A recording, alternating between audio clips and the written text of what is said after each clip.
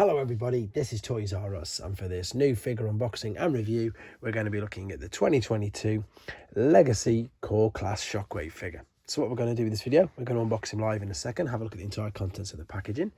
We're then going to have a detailed look at him in both of his modes, and I do believe he does have the third gun mode as well, so we can have a look at that, see how we want to display him.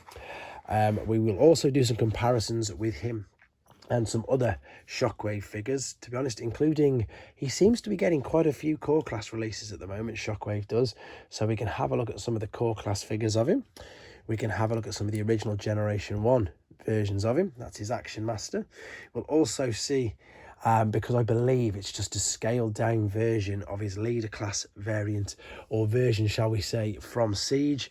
And then purely for a bit of fun, even if he's going to fit on screen, let's see if he will, we can see how he looks and compares to, as you can see, huge version, but that is, let's get him to stand up, this is his original Generation 1 self. So as you can see, quite a few things to get through, and indeed we've even got a Fall of Cybertron version of him there as well.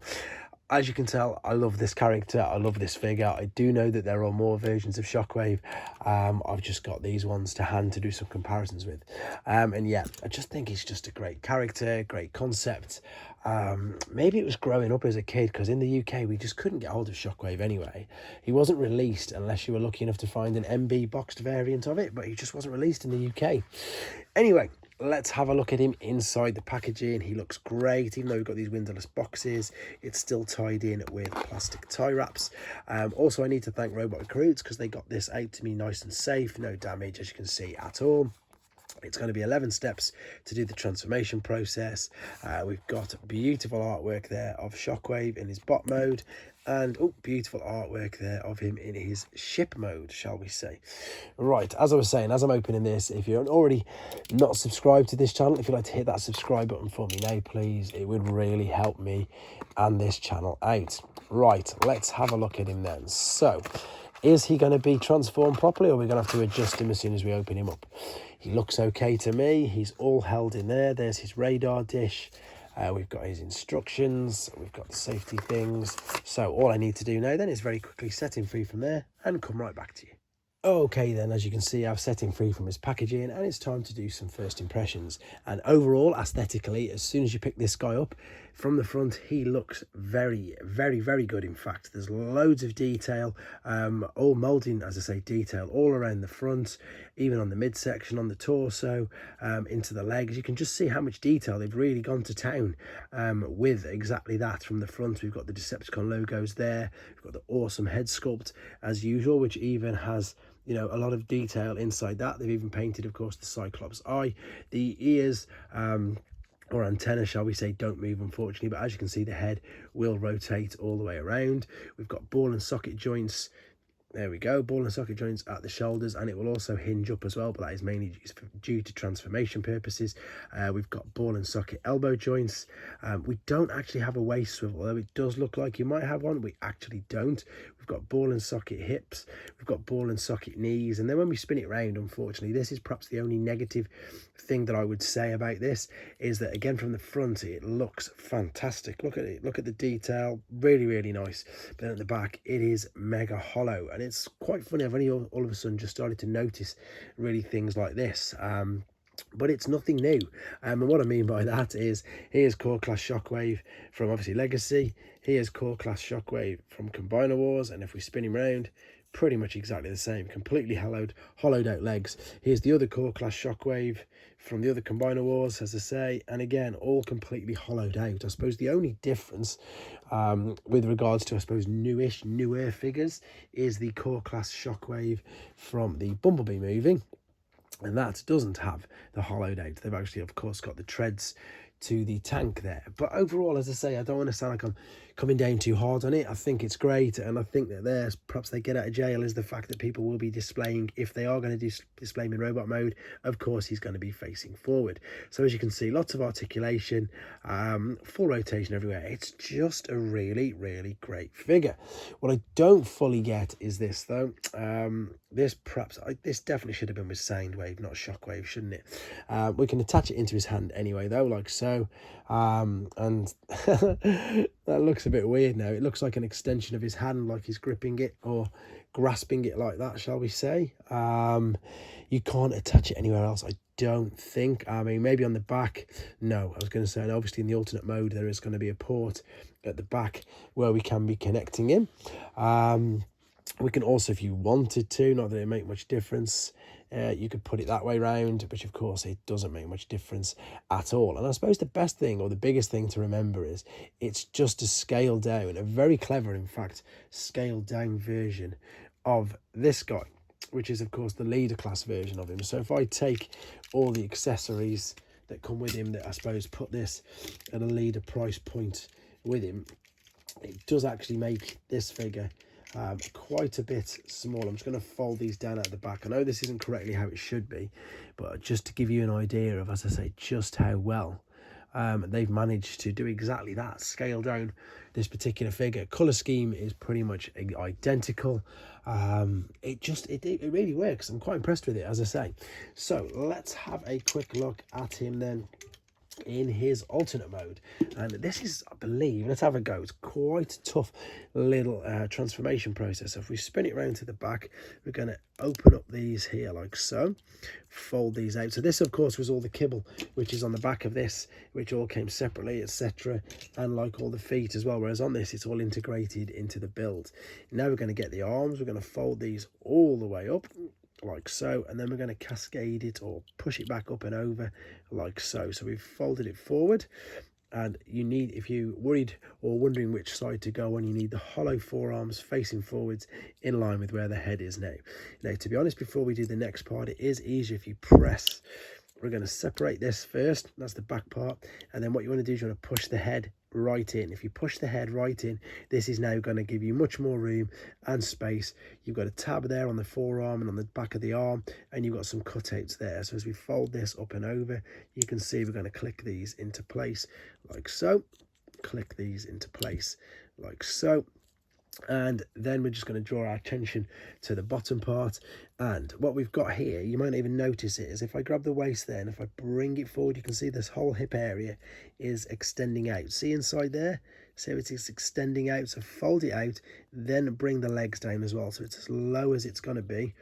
Turn the legs in to face themselves, and then we're going to look at folding these back. This is why we've got the huge gaping holes there now to fit into this slot here just above the there we go. You can see where that slots in, just, I suppose, just below the crotch, isn't it? That's going to slot into position like so.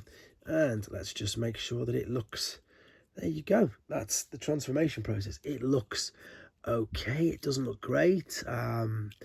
Again, I'm probably being too picky. It is a core class figure, and it is a scaled down version, as we say, of the leader class figure. I'm a bit lost for words. I don't know whether I expect it to be much better. I'm not too sure. I think if we pop this in the radar dish, that gives it a much better appearance, much more like a ship. But again, you know, as I say, you can see the detail there, which is of course on the side of the legs. The moulding details all in the back of the ship. So I suppose, you know, they've put a lot of effort in it. It does look okay. And of course we know that we've got all the kibble at the back there, but the fact that the head's covered up is nice. And it just sort of sits like that. But I suppose the best thing about this figure is that you can still turn him into a gun. So funnily enough, I'm going to bring other Shockwave in, and I don't know if this is a brilliant homage to well, to a couple of things. Obviously, one is Generation 1 because he was a gun, but the other is to the Combiner Wars versions, because the Combiner Wars versions both transformed into a gun that was wielded by Menasor, funnily enough. So I think I've got Menasor about as well, actually. So we're going to get this, and all we're going to do, we're going to take this lever at the back there, see this 5mm post, push it down, and you can now turn this into a gun. Is it going to fit in this Shockwave's hands? It might not, due to all the kibble on him. And to be honest, that doesn't look great, because you can hardly see where one separates and one begins. Now, is this guy going to fit in on camera? He may not. No, he's a bit big, but funnily enough, what I'm going to do is I'm going to pull back out anyway in a second, because when it comes to doing the G1 comparison, the G1 Shockwave probably isn't far off the size of that Menasor. And no, I'm not joking at all. In fact, while I'm doing it, before we come back then, here is G1 Shockwaves. Okay, he's not as tall as the Menasor, but he's surprisingly, you know, well over his waist. Anyway, we'll bring him back in a second for another comparison. Let's pop this in his hand and see how that looks now. Now, that looks a bit better, doesn't it? I think that looks a bit better. Yeah, I haven't got any other parts for my Menasor just as yet.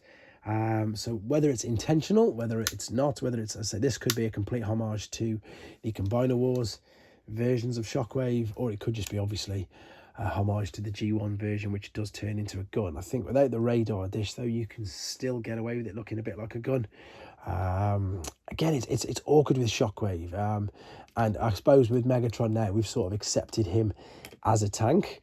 But with Shockwave, it's still a bit weird trying to find an alternate mode for him. And I suppose it's one of my teeny little bugbearers, because let's be honest, okay, when Megatron transforms into a gun, it's a realistic gun, so I get that. But when Shockwave transforms into a gun, it's a bright purple futuristic thing. So I think that perhaps they're being just a little bit too harsh. I'm just going to leave them guys there for a second. We're going to transform him back. So let's separate out these from there, turn them back around, and then turn them around the correct way. Then we're going to fold the waist section up like so, and then bring these back down again at the same time. Let's just make sure that sits in there. Separate all the back kibble, and then, oh, I should have folded all that up as well. That'll bring the head out anyway. Bring this over, bring the arms down out of the way, correct the orientation so the Decepticon symbol is at the front. Turn it round, and then let's fold this carefully back up and over, fold these over on themselves, and again you'll see that they will clip and tab in quite nicely. Right, so there we go. Let's just make sure that all the orientations are correct, and yeah, the hips are right as well.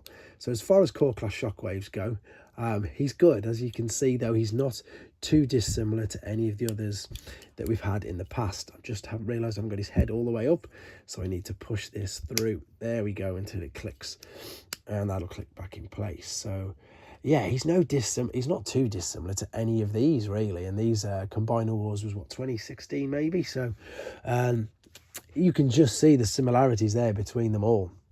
And again, the fact that these do legitimately are intended to transform into a gun.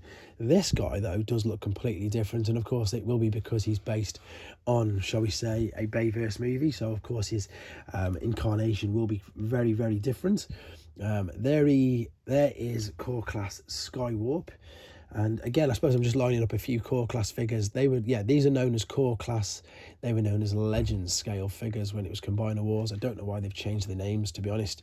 As you can see, I'm struggling trying to get him to stand, so I'm going to put Megatron up for now.